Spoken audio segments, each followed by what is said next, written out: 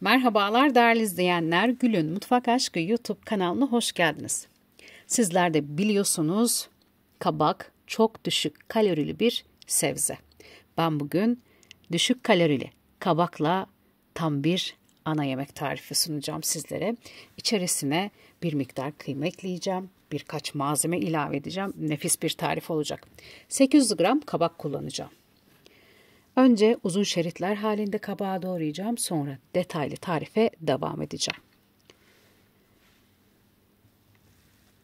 Bugün sizlere kabaktan lazanya tarifi sunacağım. Lazanya sevilerek tüketilen bir İtalyan yemeği. Genellikle kıymayla ve sade sunulur. Bugün sizlere kabakla da güzel bir lazanya tarifi hazırlamak ve sunmak istiyorum. Umuyorum ki hazırlayanlar lezzetini çok iyi bilirler. Hiç bu tarifi denemediyseniz, ilk defa bu videoda karşılaşıyorsanız kesinlikle denemeniz gereken lezzetlerden birisi olduğunu gönül rahatlığıyla söyleyebilirim. Yarım kahve fincanı kadar sıvı yağ tencereye aldım. Üzerine 200 gram orta yağlı kıyma ilave ettim. Önce kıymayı kavuruyorum. Kavrulan kıymanın içerisine doğramış olduğum bol soğanı ilave edeceğim. Kıyma miktarı az olduğu için içerisine eklediğim malzemelerle hazırladığım iç harcı çoğaltacağım.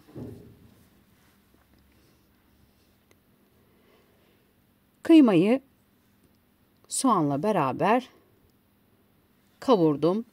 Dondurucudan çıkarttığım doğranmış bir miktar kapya biber, bir miktar yeşil biber ekledim. Yazdan dondurucuya bol miktarda atmıştım. Hem renk hem de lezzet versin diye yemeklerin içerisine kullanıyorum.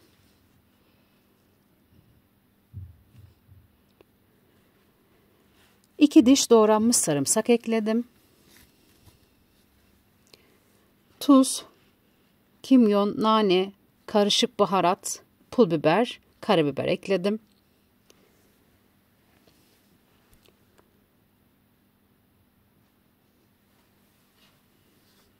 Tuz miktarını ve baharat miktarını kontrollü ekleyin.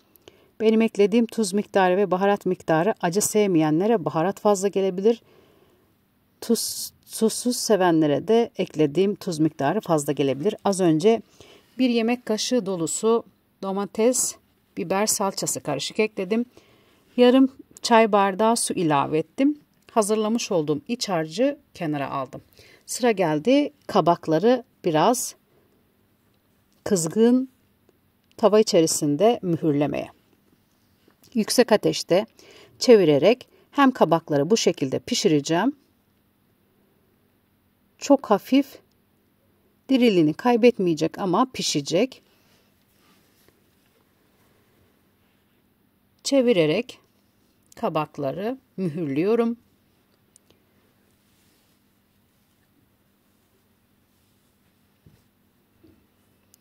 Bu şekilde kabak suyunu salmayacak. 3 yemek kaşığı kadar sıvı yağ tava içerisine aldım. Beşamel sos hazırlıyorum. 1 yemek kaşığı un ekledim. Yaklaşık 1 dakika. Unu sürekli karıştırarak kavrulmasını sağladım. Sonrasında içerisine 2 su bardağı süt ilave edeceğim. Soğuk sütü tava içerisine karıştırarak ekleyeceğim. Gayet pratik bir tarifi bugün sizlerle buluşturdum. Hazırladığınızda lezzetini çok beğeneceğinizi düşünüyorum. 1 çay kaşığı tuz ilave ettim. Evde muskat varsa ekleyebilirsiniz. Bende yoktu, ilave etmedim. Genellikle beşamel sosa ekleniyor. Sosu hazırladım. Sıra geldi küçük bir fırın kabına tarifi. Önce kabakları döşeyerek sonra tarifi detaylı şekilde anlatarak başlıyorum tekrardan. Kabakları sıra sıra diziyorum. Mühürlediğim kabaklar yumuşacık. Hazırladığım kıymalı iç harç, içerisinde bol soğan, 200 gram kıyma, biraz kapya biber, biraz yeşil biber, sarımsak, salça, baharatlar, tuz. Biraz su ekledim. Güzel bir sos hazırladım, kıymalı sos. Ve üzerine bir miktar beşamel sos ilave ediyorum. Çok fazla yapmadım beşamel sosu. İçerisinde zaten kıymalı bir harç var. Yoğun bir beşamel sos da olursa ağır olur diye düşündüm. Normalde daha koyu bir beşamel sos olması lazım ve daha yoğun olması lazım. Ben kendi damak tadıma göre, ben kendi sevdiğim gibi hazırladım. Tekrardan kabakları diziyorum. Hem kabakların hafifliği kaybolmuyor, hem içerisindeki kıymalı harç çok fazla olduğu için baymıyor. Hazırladığım beşamel sos da yine yoğun olmadığı için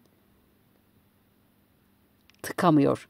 Genellikle iç harç ve beşamel sos yoğun olduğu zaman yerken tıkar. Bilmiyorum, ben o şekilde ağır, çok fazla yemek tüketemiyorum. Üzerine yaklaşık bir kase dolusu kaşar peynir ekledim. 180 dereceli fırında 35 dakika pişirdim. 35 dakika sonunda çıkarttım. Hafif dinlendirdim 10 dakika kadar ve sıcak sıcak servise aldım.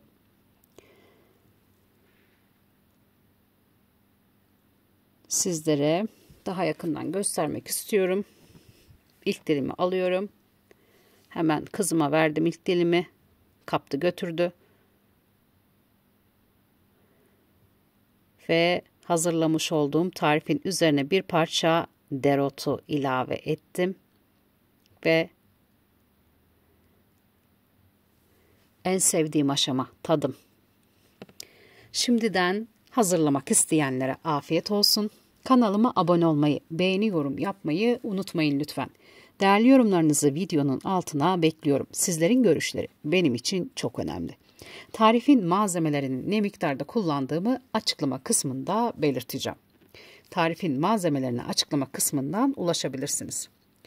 Başka pratik tariflerde. Tekrar görüşmek üzere. Hepinize sevgiler sunuyorum.